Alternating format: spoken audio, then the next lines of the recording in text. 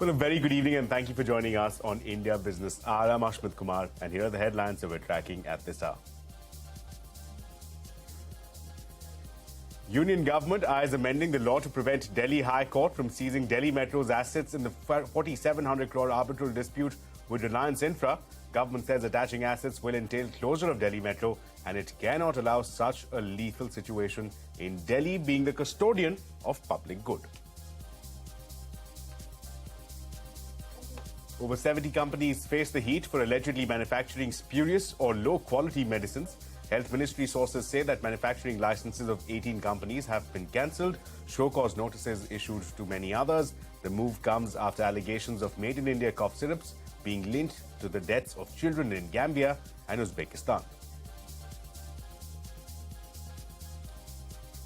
A parliamentary panel on online pharmacies pulls up the government, says it is appalled that stricter rules have not been notified by the Health Ministry, warns that illegal, counterfeit or outdated medicines could be sold through these avenues in the absence of regulations.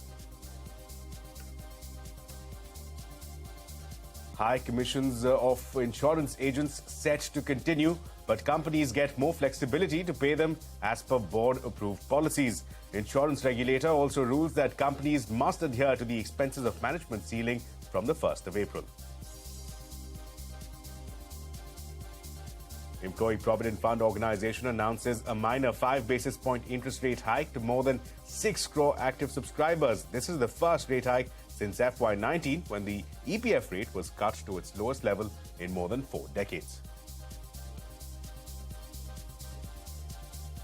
The US commodity regulator files a lawsuit against the world's largest cryptocurrency exchange, Binance, and its founder, CZ, alleges violations of compliance rules to attract users, also accuses the exchange of flouting rules meant to prevent money laundering and terror financing. 3 elementary school children and 3 school staff shot dead after yet another shooting incident in the United States.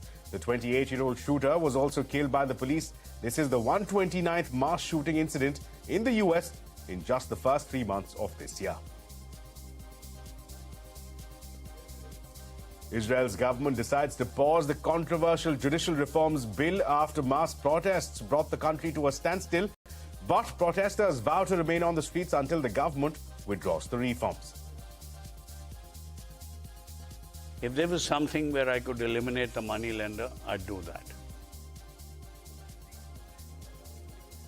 Former HDFC Bank CEO Aditya Puri says he's open to returning to active corporate life.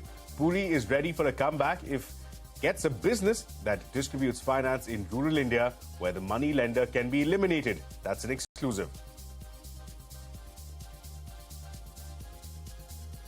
And UPI transactions will attract an interchange fee from April 1st. How will it impact companies and consumers? A detailed explainer is coming up.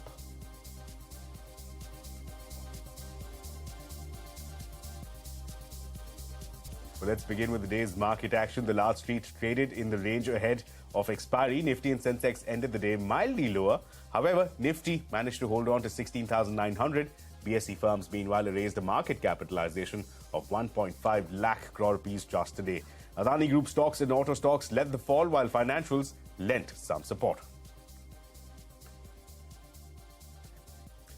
In the crude market, oil prices softened after rallying in the previous session. However, prices remained in the green. Markets were focused on developments in the global banking financial crisis and indications of strengthening demand in China.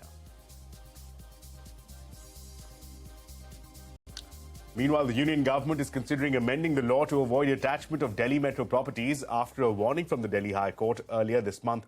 On the 17th of March, the Delhi High Court had directed Delhi Metro Rail Corporation, or DMRC, to pay Reliance Infra a sum of 4,700 crore rupees as a part of an arbitral award within a month's time. The court had warned that failure to pay may lead to DMRC or Delhi Metro funds being attached as well. Now, the amendment that has been proposed by the Ministry of Housing and Urban Development essentially is to a law that prohibits, or that would proposes to bar any attachment of DMRC assets. Now, existing situation currently, the way it stands, is that the Delhi High Court can go ahead and attach, subject to a sanction or a nod by the centre, or the High Court can go ahead and attach the funds of Delhi Metro without any nod from the centre. That is a position that is being sought to be changed. The centre is saying that this entire situation needs to be protected, needs to be defended, and therefore the amendment that has been proposed, the rationale that has been given is that any attachment of assets of Delhi Metro will mean that Delhi Metro grinds to a halt. This will,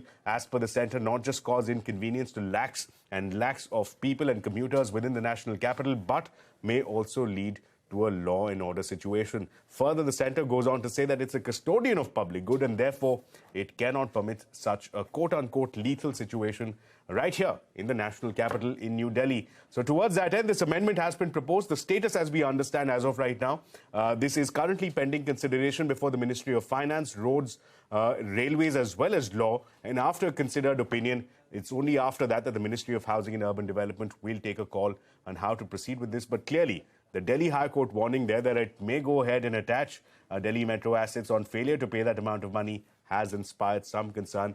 This hearing, we understand, will resume once again tomorrow before the Delhi High Court. We'll, of course, continue to get those details from the court action. But let's move ahead now. The ban on wheat exports. We understand that it is likely to continue. That's the word coming in from Food Corporation's chairman, Ashok Meena, who says that the ban will continue until the government believes that there is enough food security. He also added that the increased production will ensure ample supply in the domestic market. Employees Provident Fund Organisation, India's premier retirement fund body, has increased interest rates marginally to 8.15%. The earlier rate was 8.1%. That was the lowest interest rate offered to subscribers in 4 decades. But when compared to other saving instruments, EPFO continues to remain the highest payer. And the government is likely to introduce an Aadhaar-based KYC procedure for small savings scheme from the 1st of April. A government official has told CNBC-TV18 that the centre is aiming to mirror the Jan Dhan KYC norms for small savings schemes. The official also said that a nominational option will be provided under these new rules, while quoting of the PAN number in remote areas will no longer be mandatory. The Income Tax Department has extended the deadline for linking PAN and Aadhaar from 31st of March to 30th of June. The department said that the PAN of taxpayers who fail to link it with Aadhaar will become inoperative from the 1st of July. Till date, more than 51 crore PANs have already been linked with Aadhaar. And, well, attention all mutual fund investors. The last date to specify nominee details has been extended from 31st of March to 30th of September, failing which their folios will be frozen and they won't be able to redeem their investments. Earlier today, the SEBI also extended the deadline for filing nominations to demat accounts till September 30th.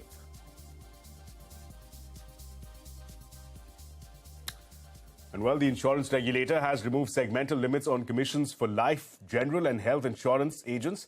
Under these new regulations, insurance companies will have the flexibility to pay commissions as per their board-approved policies. However, they will have to ensure that they do not breach the overall expenses of management ceiling that they adhere to. Yash Jain now joins us with more details. Yash, tell us more about these new regulations and its likely impact on these insurance companies.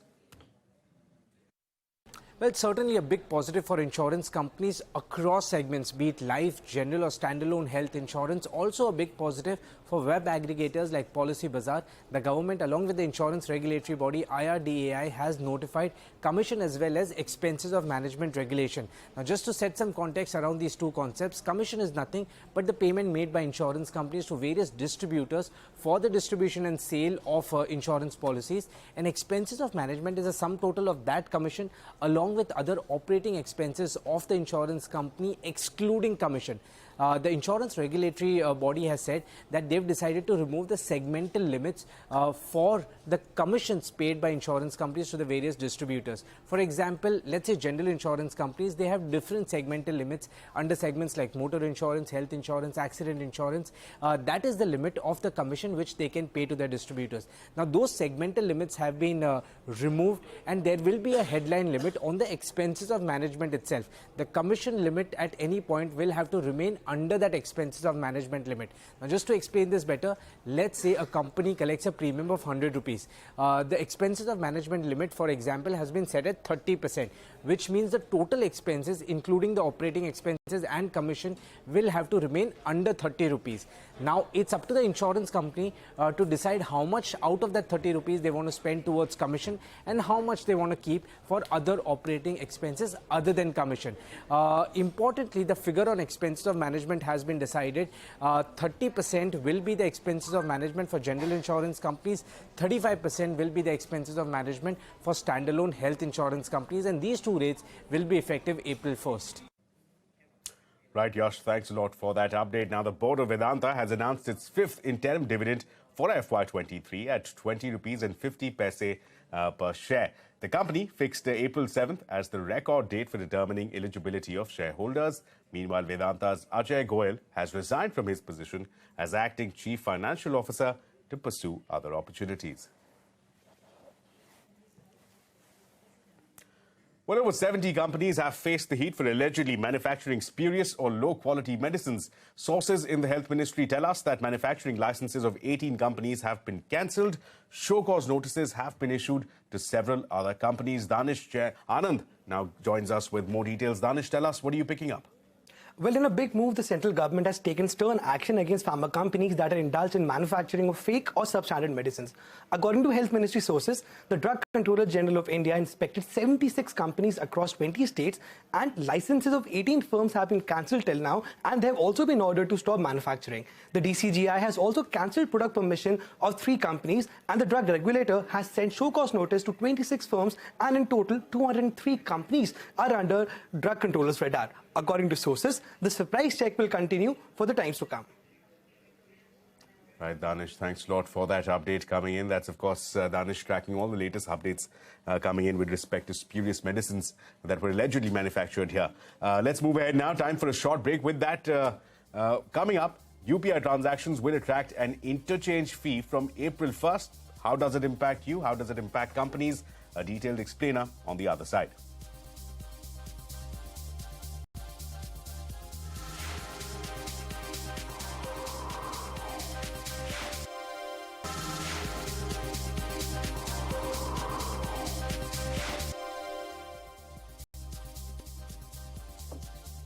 Welcome back. Well, here's more action from the pharma space. A parliamentary panel is appalled by the lack of urgency shown by Union Health Ministry over regulating online pharmacies. The committee, which is headed by Congress leader Abhishek Manu Singhvi, has urged the Health Ministry to notify the draft e-pharmacy rules without any delay.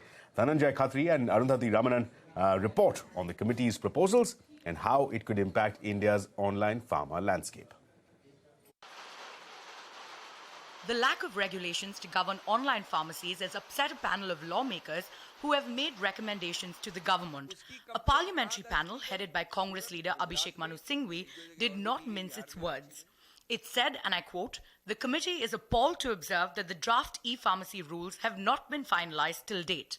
The panel expressed concerns at the possible misuse of such platforms for distribution of illegal, outdated or counterfeit medications in the absence of regulations. The committee called for comprehensive guidelines, due diligence measures, mandatory registration, and assigning responsibility on online platforms for the sale of genuine drugs and regulating the sale of controlled drugs. According to the panel, no decisions have been taken on the recommendations made by the group of ministers. The Health Ministry did cite a Gazette notification from August 2018, which sought to regulate the operations of online pharmacies. These developments came at a time when there are reports that government could ban the sale of medicines online, but while calling for stricter regulations, the parliamentary panel appreciated and welcomed the rise of e-commerce in the pharmacy and health sector. The online pharmacy market has investments from some of India's largest corporates like Tata, Reliance, among others. The sector has received more than 700 million in funding since 2020. It still remains a nascent industry with less than 3% of all pharma sales done through online platforms. In Mumbai with Dhananjay Khatri, Arundhati Ramanan. And in global news, Twitter CEO Elon Musk has said that only verified handles will be able to take part in Twitter polls from the 15th of April. In a tweet, Musk wrote, and I quote, "This is the only way for the company to address advanced AI bot swarms taking over. Otherwise, it's a losing battle," end quote. In another major shakeup, Musk said that only verified accounts will appear in Twitter's recommendation feed. Alibaba has announced that it will split its company into 6 business groups and explore fundraising or IPOs for them. Each business group will be managed by its own CEO and its own board of directors. The groups include cloud intelligence, global digital commerce, and digital media and entertainment. Alibaba said that the move will foster market competitiveness. Meanwhile, media conglomerate Disney will begin its first round of layoffs this week. According to reports, Disney is planning to cut 7,000 jobs across divisions. The Metaverse division will be shut down entirely. The layoffs are a part of the company's cost reduction efforts. Just last month, Disney said that it aims to cut over $5 billion in costs just to boost cash flow.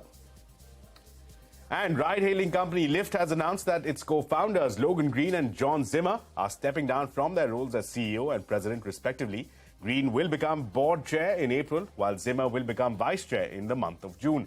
Former Amazon and Microsoft executive David Fisher will become the new CEO. The U.S. commodity regulator has sued world's largest cryptocurrency exchange Binance and its founder. The Commodity Futures Trading Commission has alleged that the exchange violated compliance rules to attract users. Now, there are other allegations as well against it as well. CNBC's Arjun Kharpal joins us now with the latest details. What we have seen is extremely aggressive action from U.S. regulators in the first few months of this year, post the collapse of FTX. We've seen the SEC issue a Wells notice to Coinbase, and now the CFTC go after Binance, the world's largest cryptocurrency exchange at this point as well. Now, remember, Binance was one of the big players behind the collapse of FTX, and post that came out as sort of crypto savior, saying it still remains despite all the turmoil, and CZ, the CEO, Changpeng Zhao, really kind of trying to show himself as a responsible player in the industry. Now the CFTC has come out with a number of allegations alleging how Binance flouted rules around know your customer, around compliance, particularly for U.S. people trading on their international exchange. And I've said this in my statement yesterday, not having a headquarters, not having a location is not going to prevent the CFTC from coming after you. And in this particular case, as I said before, there was a clear evasion. And when we looked at the entities, it is a common enterprise, dozens and dozens of entities scattered across the globe with control persons up to Mr. Zhao. And when you have that situation where you have a control person of a common enterprise, I think there's clear potential liability. So the impact on crypto here is going to be really down to, one, how many U.S. investors are trading on Binance's international exchange. If those players are taken out of the market, what impact will that have on liquidity and where they're parking their money? And secondly, I think if these actions continue to ramp up, it could put a lot of retail investors, particularly off the crypto space, given what they've seen so far. Well, 3 elementary school children and 3 school staff were shot dead in yet another shooting incident in the United States. The incident took place at Nashville's Covenant School. The 28-year-old shooter, believed to be an ex-student, was shot dead by the police. This is the 129th mass shooting incident in the U.S. in the first 3 months of this year itself. And Israel's Prime Minister Benjamin Netanyahu has postponed passage of the controversial judicial overhaul reforms until the next parliamentary session in the country in the month of May. This after the country's biggest trade union declared a general strike yesterday. But protesters have vowed to remain on the streets until the controversial reforms are withdrawn. And back home, Congress leader Rahul Gandhi has agreed to vacate his official bungalow after being disqualified as a member of parliament last week. He was given a notice by the House committee yesterday to vacate the bungalow within 30 days.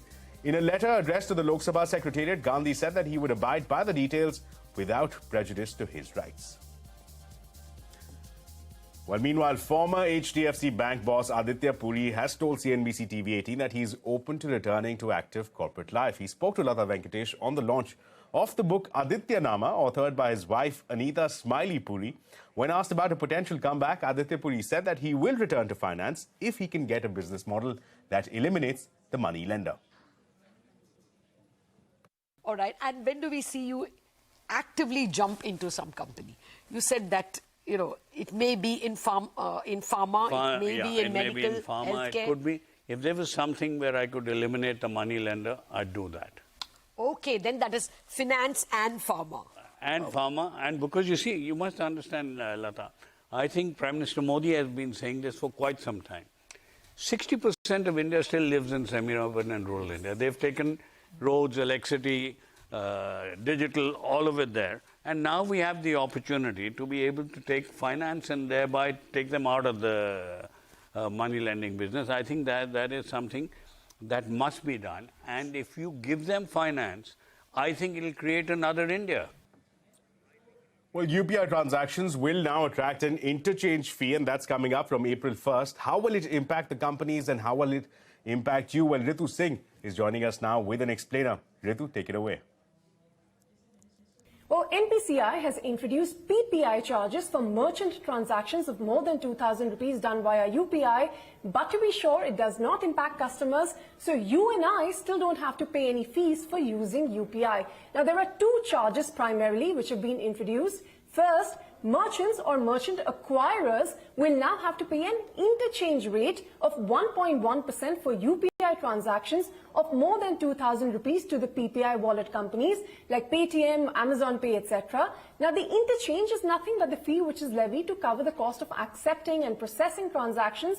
So, for example, if I use my Paytm wallet to, say, buy a phone from a retail outlet, the merchant acquirer who put the QR code at the store or at the POS terminal will now have to pay 1.1% of the transaction value as fees to Paytm, whose wallet I'm using to pay. Now, so far, players who were providing UPI payments were hardly earning any fees on these transactions. So this is a welcome move for the industry. And Paytm, which has the largest market share of PPI wallets by far, is the biggest beneficiary. Now, these interchange rates vary across various categories like fuel, education, other utility payments, etc. Now, the second charge is a wallet loading charge. Now, here, NPCI has said that the PPI issuer will have to pay 15 basis points as wallet loading service charge to the account holder's bank for loading anything more than 2,000 rupees onto the wallet. So again, for example, if I have a Paytm wallet and I have an ICICI Bank saving account and I'm trying to load more than 2,000 rupees onto my Paytm wallet,